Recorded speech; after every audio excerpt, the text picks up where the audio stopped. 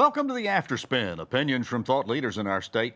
Bev Perdue and Joe Mavretic, I have been eager to get the two of you to comment on this for some time. Over the past several years, we've seen growing tensions between the three branches of government in North Carolina.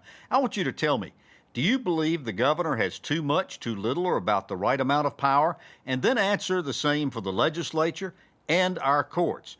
Bev Perdue, I'm going to start with you. Well, I obviously think the governor needs a little more power. The fact about the veto was very important, given the governor the veto, but it's been very difficult. I think the governor should be involved in at least the budget discussions between the House and the Senate in whatever way that can be done.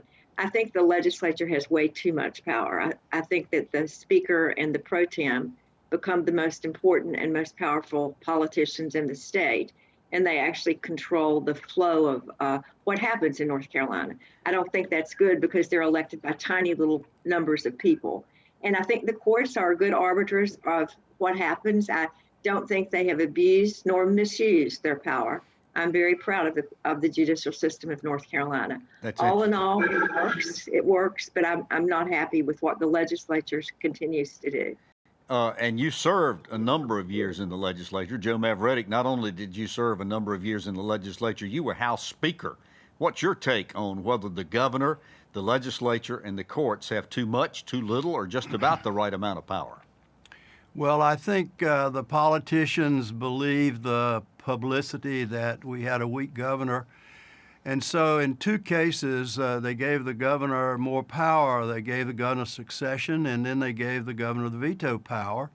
But the problem is that government is a balance, and there was nothing that balanced those two executive powers.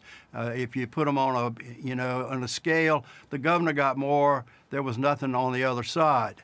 As a result, I think we now have this terrible situation where we have leaders in both the House and the Senate that serve for way too long.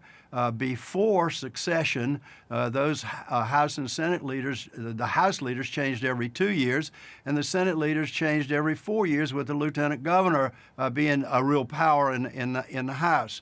I think we have politicized things to an extent now that the third branch of government, the judiciary, I think is questionable.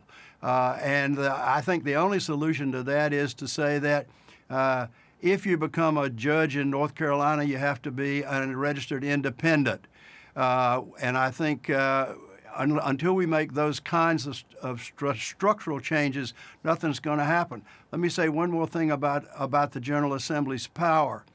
The Civil Rights Act, with one man, one vote, effectively killed North Carolina's opportunity to have either a Senate or a House that was like the national Senate, where each of the 100 counties have a say and a vote in major issues.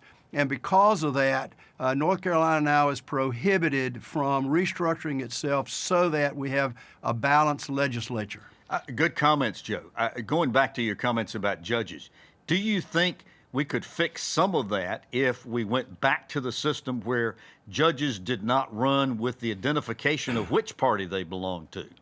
I think that would help. I think really what we ought to understand is that there is no way to get perfect judges or the best judges. No state has figured that out. If they had, everybody would look like that.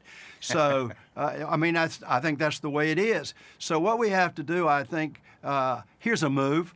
The Chief Justice of the Supreme Court sends out a memorandum and says to all judges sitting in North Carolina, go change your registration to independent and act like an independent. Bev, I'm sure that there were times, in fact, you were involved in some of these court cases. I remember a couple on education. Yeah. Would that help so far as you're concerned? I don't think it's legal. I think it's unconstitutional. I wouldn't want anybody to tell me what I have to be. And let me remind you all that a candidate has a subtle way of telling people what party they belong to, whether they want you to know or not. So I don't think that will help. I do think we've had good judges in North Carolina. I can't complain about the judiciary. I do agree with Joe on the power that these leaders, who whatever party's in charge in the Senate and the House, have. They are there forever. or there until they get a better job as a lobbyist. Quick question. You Well- think we're ever going to have term limits for leadership in the legislature, Joe? Not the near term, but what the governor said, you can't be a judge unless you're an attorney. So the things that apply to everybody don't apply to judges. All right, Bev, do you think we're ever going to have term limits in leadership? I don't care as much about term limits in leadership as term limits in members. I think every legislator in the state should have a term limit, period. Whether it's 5 terms or 4 terms, I don't want to argue about the mechanics, but I do think you go, just like Congress, you go there and you serve until you die. It's a recipe for disaster, and that's what we have, both in Washington and sometimes in Raleigh. Here's my 2 cents. Change the terms from 2 years to 4 years for legislator and allow them to serve 3 terms. That'll fix it. Tom, do we have enough time for me to say? Very quickly. All independents have to do is to not vote for anybody who is seeking more than 12 years in any office. Yeah, well, we have that prerogative anyway, but people continue to elect and over and over and over again. Well, thank you for watching this very interesting conversation of the Astra Spin. We'll have more video all during the week on ncspin.com.